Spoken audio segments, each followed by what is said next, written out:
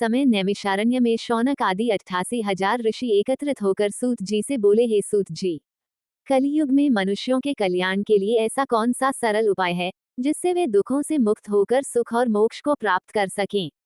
कृपया हमें वह व्रत और उसकी कथा विस्तार से बताइए। व्यास जी ने कहा, एक समय की बात है। नैमिषारण्य तीर्थ में शनकादिक 88,000 ऋषियों ने पुराणवेता श्री सूत जी से पूछा, हे सूत जी, इस कलियुग में वेद विद्या रहित मनुष्यों को प्रभु भक्ति किस प्रकार मिलेगी तथा उनका उद्धार कैसे होगा। हे मुनिश्रेष्ठ, कोई ऐसा व्रत अथवा तप कहिए जिसके करने से थोड़े ही समय में पुण्य प्राप्त हो तथा मनवांछित फल भी मिले। हमारी प्रबल इच्छा है कि हम ऐसी कथा सुने। सर्वशास्त्र ज्ञाता श्री सूत जी ने कहा, हे वैष्णवों में पूज्य, आप सबने प्राणियों के हित की बात पूछी है। अब मैं उस श्रेष्ठ व्रत को आपसे कहूंगा जिसे नारद जी के पूछने पर लक्ष्मी नारायण भगवान ने उन्हें बताया था।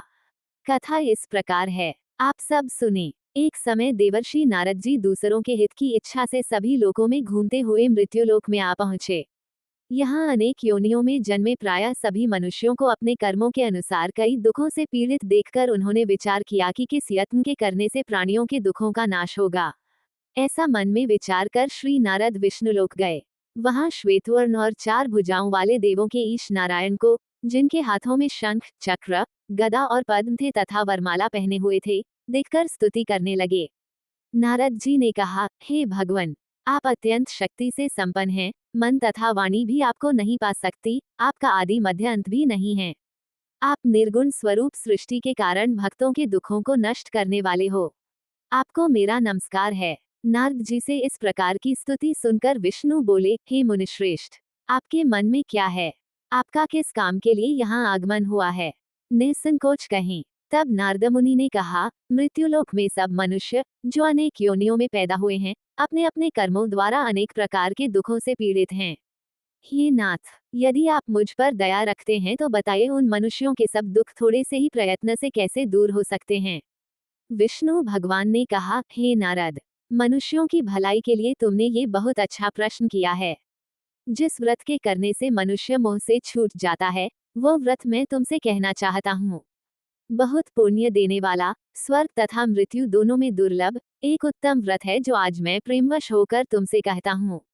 श्री सत्यनारायण भगवान का ये व्रत विधि विधान पूर्वक संपन्न करके मनुष्य इस धरती पर सुख भोग कर मरने पर मोक्ष को प्राप्त होता है। श्री विष्णु भगवान के यह वचन सुनकर नारद मुनि बोले, हे भगवान, उस व्रत का फल क्या है? क्या विधान है? इससे पूर्व यह व्रत किसने किया है और किस दिन यह व्रत करना चाहिए? कृपया मुझे विस्तार से बताएं। श्री विष्णु ने कहा, हे नारद, दुख शोक आदि दूर करने वाला यह व्रत सब स्थानों पर विजयी करने वाला है। भक्ति और श्रद्धा के साथ किसी भी दिन मनुष्य श्री सत्यनारायण भगवान की संध्या के समय ब्राह्मणों और बंधुओं के साथ धर्मप्रायण होकर पूजा करे। भक्तिभाव से नैवेद्य, केले का फल, शहद, घी, शक्कर अथवा गुड़, दूध और गेहूं का आटा सवाया गेहूं के अभाव में साठी का चूर्ण भी ले सकते हैं। इन सबको भक्तिभाव से भगवान को अर्पण करें। बंधु बांधवों सहित ब्राह्मणों को भोजन कराएं। इसके पश्चात स्वयं भोजन करें। रात्रि में नृत्य गीत आदि का आयोजन कर श्री सत्यनारायण भगवान का स्मरण करता हुआ समय व्यतीत करें। कलिकाल में मृत्युलोक में यही एक लघु उपाय है जिससे अल्प समय और अल्प धन में महान पुण्य प्राप्त हो सकता है। द्वितीय अध्याय। सूत जी ने कहा, हे ऋषियों, जिन्होंने पहले समय में इस व्रत को किया है, उनका इतिहास कहता हूँ, आप सब ध्यान से सुने। सुंदर काशीपुरी नगरी में एक अत्यंत निर्धन ब्राह्मण रहता था। वह ब्राह्मण भूख और प्यास से बेचैन होकर पृथ्वी पर घूमता रहता था। ब्राह्मणों से प्रेम करने वाले श्री विष्णु भगवान ने ब्राह्मण को देखकर एक दिन बूढ़े ब्राह्मण का रूप धारण कर निर्धन ब्राह्मण के पास जाकर आदर के साथ पूछा, हे विप्र, तुम नित्य ही दुखी होकर पृथ्वी पर क्यों घूमते हो? हे श्रेष्ठ ब्राह्मण, ये सब मुझसे कहो, मैं सुनना चाहता हूँ। दरिद्र ब्राह्मण ने कहा, मैं निर्धन ब्राह्मण हूँ, भिक्षा के लिए पृथ्वी पर फिरता हूँ। हे भगवान, यदि आप इससे छुटकारा पाने का कोई उपाय जानते हो तो कृपा कर मुझे बताएं। वृद्ध ब्राह्मण का रूप धारण किए श्री विष्णु भगवान ने कहा, हे ब्राह्मण, श्री सत्यनारायण भगवान मनवांछित फल देने वाले हैं, इसलिए तुम उनका पूजन करो, इससे मनुष्य सब दुखों से मुक्त हो जाता है। दरिद्र ब्राह्मण को व्रत का सारा विधान बताकर बूढ़े ब्राह्मण का रूप धारण करने वाले श्री सत्यनारायण भगवान अंतर्ध्यान हो गए। जिस व्रत को वृद्ध ब्राह्मण ने बताया है, मैं उसको अवश्य करूंगा, ये निश्चय कर वो दरिद्र ब्राह्मण घर चला गया। परंतु उस रात्रि उस दरिद्र ब्राह्मण को नींद नहीं आई। अगले दिन वह जल्दी उठा और श्री सत्यनारायण भगवान का व्रत करने का निश्चय कर भिक्षा मांगने के लिए चल दिया।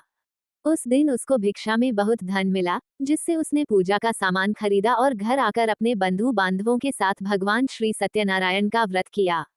इसके करने से वह दरिद्र ब्राह्मण सब दुखों से छूटकर अनेक प्रकार की संपत्तियों से युक्त हो गया। तभी से वह विप्र हर मास व्रत करने लगा। इसी प्रकार सत्यनारायण भगवान के व्रत को जो शास्त्र विधि के अनुसार करेगा, वह सब पापों से छूटकर मोक्ष को प्राप्त होगा। आगे जो मनुष्य पृथ्वी पर श्री सत्यनारायण भगवान का व्रत करेगा, वह सब दुखों से छूट जाएगा। इस तरह नारद जी से सत्यनारायण भगवान का कहा हुआ व्रत मैंने तुमसे कहा। हे विप्रो, अब आप और क्या सुनना चाहते हैं, मुझे बताएं। ऋषियों ने कहा, हे मुनीश्वर, संसार में इस विप्र से सुनकर किस किस ने इस व्रत को किया, ये हम सब सुनना चाहते हैं। इसके लिए हमारे मन में श्रद्धा है। श्री सूत जी ने कहा, हे मुनियों, जिस जिस प्राणी ने इस व्रत को किया है, उन सब की कथा सुनो। एक समय वह ब्राह्मण धन और ऐश्वर्य के अनुसार बंधु बांधवों के साथ अपने घर पर व्रत कर रहा था। उसी समय एक लकड़ी बेचने वाला बूढ़ा व्यक्ति वहां आया। उसने सिर पर रखा लकड़ियों का गट्ठर बाहर रख दिया और विप्र के मकान में चला गया। प्यास से व्याकुल लकड़हारे ने विप्र को व्रत करते देखा। वह प्यास को भूल गया। उसने उस विप्र को नमस्कार किया और पूछा, हे विप्र, आप ये किसका पूजन कर रहे हैं? इस व्रत से आपको क्या फल मिलता है?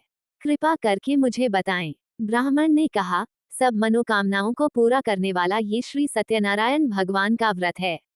इनकी ही कृपा से मेरे यहाँ धन धान्य आदि की वृद्धि हुई। विप्र से इस व्रत के बारे में जानकर वह लकड़हारा बहुत प्रसन्न हुआ। भगवान का चरणामृत ले और भोजन करने के बाद वह अपने घर को चला गया। अगले दिन लकड़हारे ने अपने मन में संकल्प किया कि आज ग्राम में लकड़ी बेचने से जो धन मिलेगा, उसी से भगवान सत्यनारायण का उत्तम व्रत करूंगा। मन में ऐसा विचार कर वह लकड़हारा लकड़ियों का गट्ठर अपने सिर पर रखकर जिस नगर में धनवान लोग रहते थे, वहां गया। उस दिन उसे उन लकड़ियों के चौगुने दाम मिले। वह बूढ़ा लकड़हारा अति प्रसन्न होकर पके केले, शक्कर, शहद, घी, दुग्ध, दही और गेहूं का चूर्ण इत्यादि श्री सत्यनारायण भगवान के व्रत की सभी सामग्री लेकर अपने घर आ गया।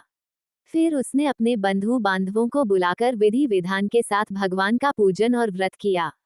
उस व्रत के प्रभाव से वह बूढ़ा लकड़हारा धन पुत्र आदि से युक्त हुआ और संसार के समस्त सुख भोगकर बैकुंठ को चला गया। तृतीय अध्याय। श्री सूत जी ने कहा, हे श्रेष्ठ मुनियों, अब एक और कथा कहता हूँ। पूर्व काल में उल्कामुख नाम का एक बुद्धिमान राजा था। वह सत्यवक्ता और जितेंद्रिय था। प्रतिदिन देवस्थानों पर जाता तथा गरीबों को धन देकर उनके कष्ट दूर करता था। उसकी पत्नी सुंदर और सती साध्वी थी। भद्रशिला नदी के तट पर उन दोनों ने श्री सत्यनारायण भगवान का व्रत किया। उस समय वहां साधु नामक एक वैश्य आया। उसके पास व्यापार के लिए बहुत सा धन था। राजा को व्रत करते देख उसने विनय के साथ पूछा, हे राजन, भक्तियुक्त चित्त से यह आप क्या कर रहे हैं? मेरी सुनने की इच्छा है, कृपया आप मुझे भी बताइए। महाराज उल्कामुख ने कहा, हे साधु वैश्य, मैं अपने बंधु बांधवों के साथ पुत्रादि की प्राप्ति के लिए महाशक्तिमान सत्यनारायण भगवान का व्रत व पूजन कर रहा हूँ। राजा के वचन सुनकर साधु नामक वैश्य ने आदर से कहा, हे राजन, मुझे भी इसका सब विधान बताइए। मैं भी आपके कथानुसार इस व्रत को करूंगा। मेरे यहाँ भी कोई संतान नहीं है। मुझे विश्वास है कि इससे निश्चय ही मेरे यहाँ भी संतान होगी। राजा से सब विधान सुन व्यापार से निवृत्त हो वह वैश्य खुशी खुशी अपने घर आया। वैश्य ने अपनी पत्नी लीलावती से संतान देने वाले उस व्रत का समाचार सुनाया और प्रण किया कि जब हमारे यहाँ संतान होगी तब मैं इस व्रत को करूंगा। एक दिन उसकी पत्नी लीलावती सांसारिक धर्म में प्रवृत्त होकर गर्भवती हो गई। 10वें महीने में उसने एक सुंदर कन्या को जन्म दिया। कन्या का नाम कलावती रखा गया। इसके बाद लीलावती ने अपने पति को स्मरण दिलाया कि आपने जो भगवान का व्रत करने का संकल्प किया था, अब आप उसे पूरा कीजिए। साधु वैश्य ने कहा, हे प्रिय, मैं कन्या के विवाह पर इस व्रत को करूंगा। इस प्रकार अपनी पत्नी को आश्वासन दे वह व्यापार करने चला गया। काफी दिनों पश्चात वह लौटा तो उसने नगर में सखियों के साथ अपनी पुत्री को खेलते देखा। वैश्य ने तत्काल एक दूत को बुलाकर कहा कि उसकी पुत्री के लिए कोई सुयोग्य वर की तलाश करो। साधु नामक वैश्य की आज्ञा पाकर दूत कंचनंगा पहुंचा और उनकी लड़की के लिए एक सुयोग्य वणिक पुत्र ले आया। वणिक पुत्र को देखकर साधु नामक वैश्य ने अपने बंधु बांधवों सहित प्रसन्नचित होकर अपनी पुत्री का विवाह उसके साथ कर दिया। वैश्य विवाह के समय भी सत्यनारायण भगवान का व्रत करना भूल गया। इस पर श्री सत्यनारायण भगवान क्रोधित हो गए। उन्होंने वैश्य को श्राप दिया कि तुम्हें दारुण दुख प्राप्त होगा। अपने कार्य में कुशल साधु नामक वैश्य अपने जामाता सहित नावों को लेकर व्यापार करने के लिए समुद्र के समीप स्थित रत्नसारपुर नगर में गया। दोनों ससुर जमाई चंद्रकेतु राजा के नगर में व्यापार करने लगे। एक दिन भगवान सत्यनारायण की माया से प्रेरित एक चोर राजा का धन चुराकर भागा जा रहा था। राजा के दूतों को अपने पीछे आते देखकर चोर ने घबराकर राजा के धन को उसी नाव में चुपचाप रख दिया जहां वे ससुर जमाई ठहरे थे। ऐसा करने के बाद वह भाग गया। जब दूतों ने उस साधु वैश्य के पास राजा के धन को रखा देखा तो ससुर जामाता दोनों को बांधकर ले गए और राजा के समीप जाकर बोले, हम ये दो चोर पकड़ कर लाए हैं, कृपया बताएं कि इन्हें क्या सजा दी जाए।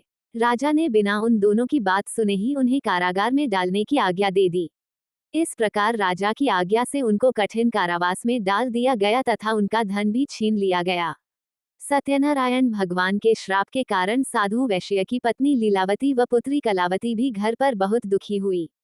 उनके घरों में रखा धन चोर ले गए।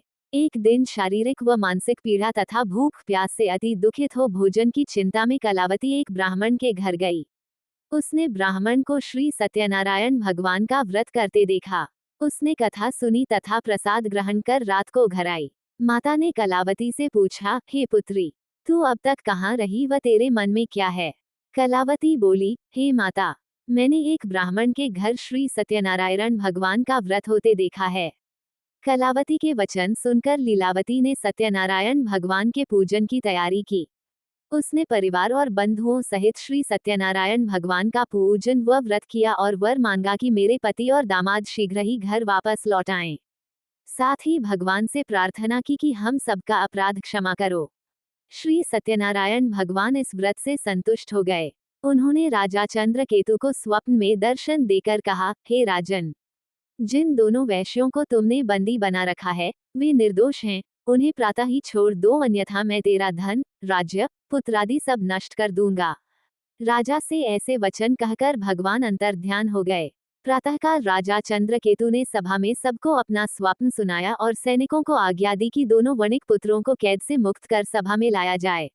दोनों ने आते ही राजा को प्रणाम किया।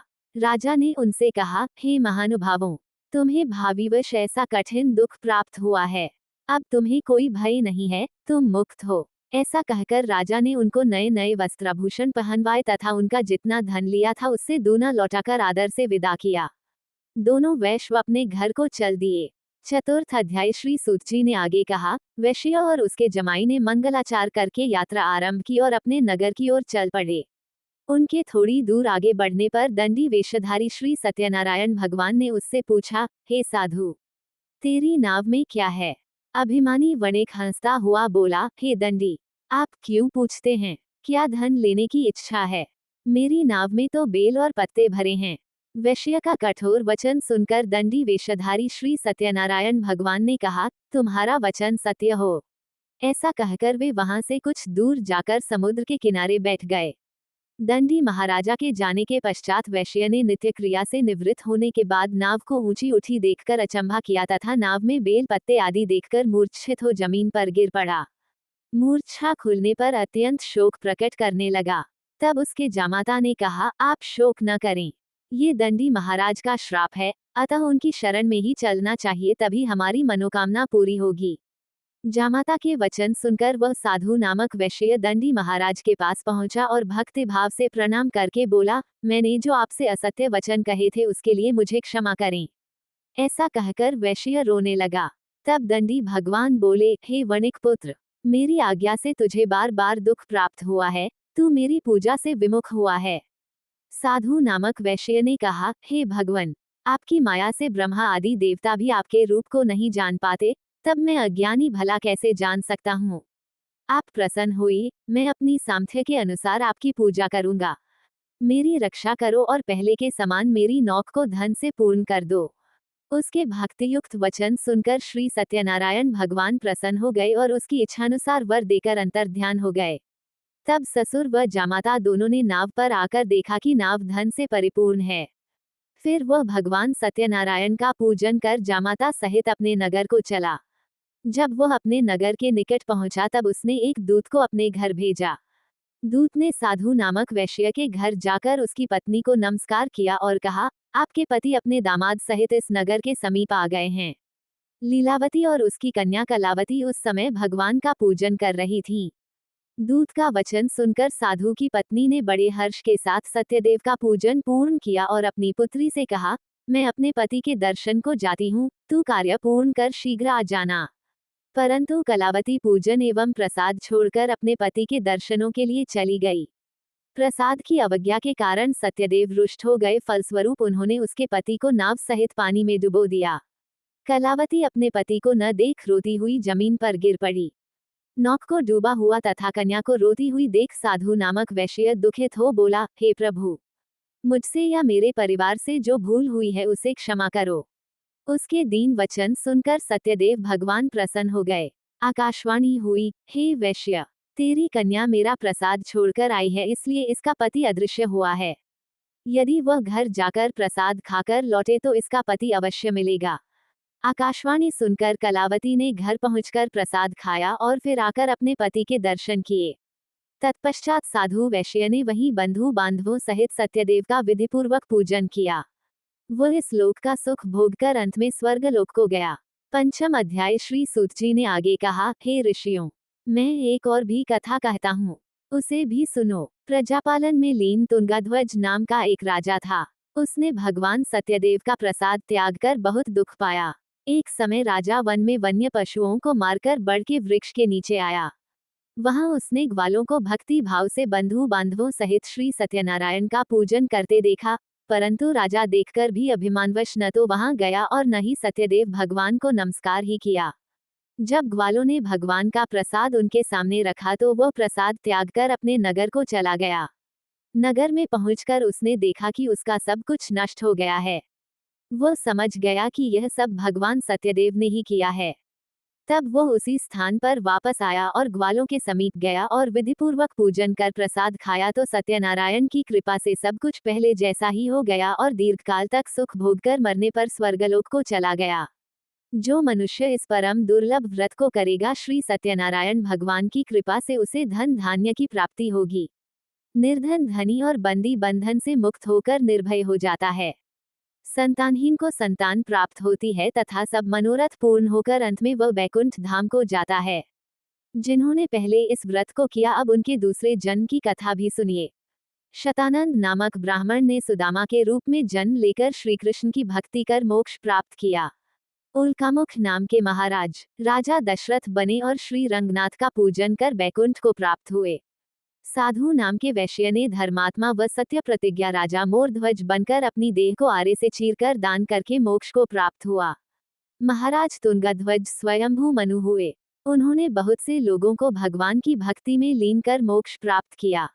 लकड़हारा भील अगले जन्म में गो नामक निषाद राजा हुआ, जिसने भगवान राम के चरणों की सेवा कर मोक्ष प्राप्त किया।